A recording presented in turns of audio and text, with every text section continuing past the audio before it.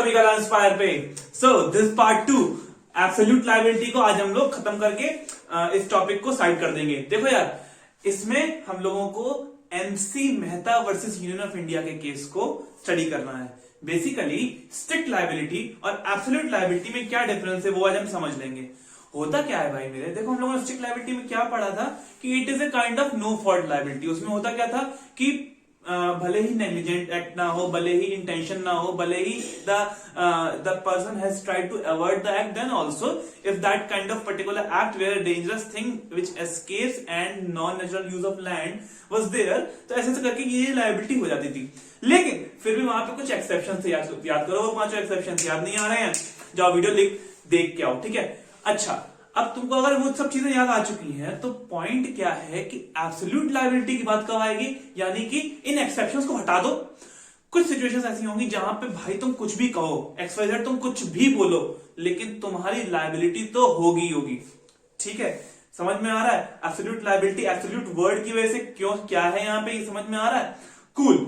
So now let's understand कि होता क्या है एक्चुअली। देखो, अगर हम बात करें प्रिंसिपल ऑफ एब्सोल्यूट लायबिलिटी की, तो वो अराइज होता है MC Mehta versus Union of India के केस में।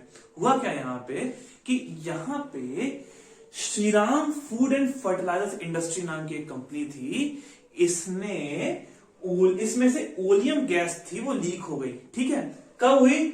4 से 6 दिसंबर के बीच में 1995 में। ठीक है, अच्छा, इसकी वजह से आसपास के इलाके में बहुत सारे लोगों की मृत्यु हुई, बहुत सारे लोगों को बहुत हार्म हुआ। ठीक है, अच्छा, अब कोर्ट ने क्या कहा? कोर्ट ने कहा कि कोर्ट से डिफेंस मांगे गए।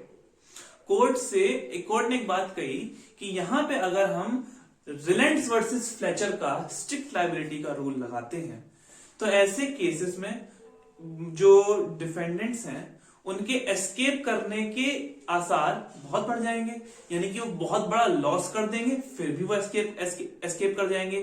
कोई भी मतलब मान लीजिए एक्ट ऑफ थर्ड पार्टी, किसी इंसान को मान लीजिए आज की तारीख में आप समझते हैं पैसे देके ही कुछ ना कुछ कर, एक आदमी को पैसे देके उसको सूट में थर्ड पार्टी बना के डिफेंस लेके बच गए। समझ में आ रहा है? इंडिया के अंदर कुछ भी हो रहा है ना।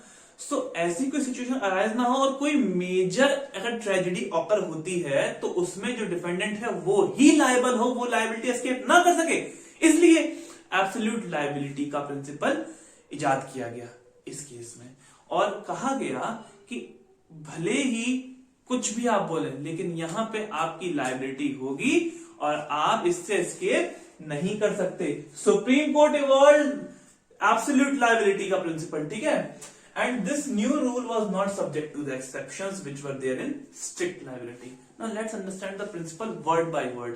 ये as it is note down कर लो कि the principle says when an enterprise is engaged in hazardous or inherently dangerous activity, when an enterprise एक ऑर्गेनाइजेशन एक बड़ी टाइप है जहां पे ये प्रॉफिट मेकिंग के जो चीजें हैं वो चल रही हैं, is engage in any hazardous और इनहेरेंटली डेंजरस एक्टिविटी। ठीक है, and harm results to anyone on account of operation. Harm results to anyone on account of operation, किसी को कोई हार्म होता है उस जो एक्टिविटी उसके अंदर, उस हजारत एक्टिविटी जो कंडक्ट करी जा रही है उसके चलते, है ना, of operation of such activity. ठीक है, the enterprise is strictly and absolutely liable to compensate all those who are affected by the accident.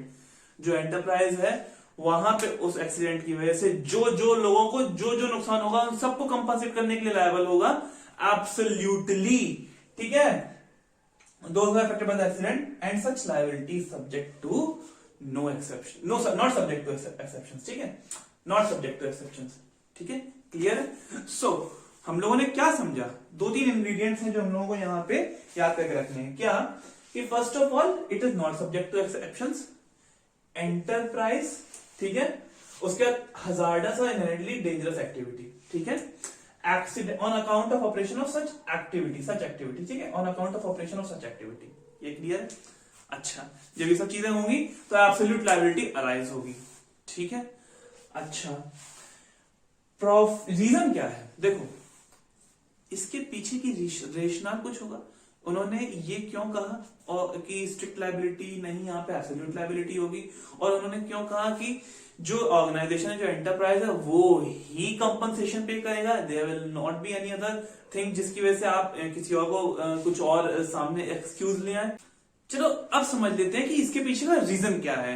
देखो, कोर्ट ने कहा कि दो मेजर रीजंस हैं एब्सोल्यूट लायबिलिटी के प्रिंसिपल के पीछे। क्या कि पहला तो जो भी ये एंटरप्राइजेस हैं, जो भी ये ऑर्गेनाइजेशंस हैं, सोच के देखो, ये जो भी काम कर रही है it is a profit making activity, है ना? समझ में आ रहा है? ये यहां से पैसा बना रही हैं, तभी तो कुछ ऐसा काम कर रही हैं, इतने बड़े स्केल पे कर रही हैं।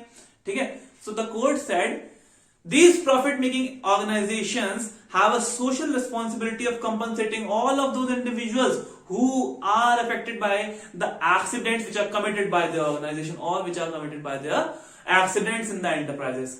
ठीक है, तो इसकी वजह से सेकंड रीजन कोर्ट ने कहा कि केवल इन एंटरप्राइजेस के पास ही ऐसे रिसोर्सेस हैं जिससे वो इन हजार्ड्स के अगेंस्ट गार्ड कर सके लोगों को, यानी कि, है ना, और कंपनसेट कर सके।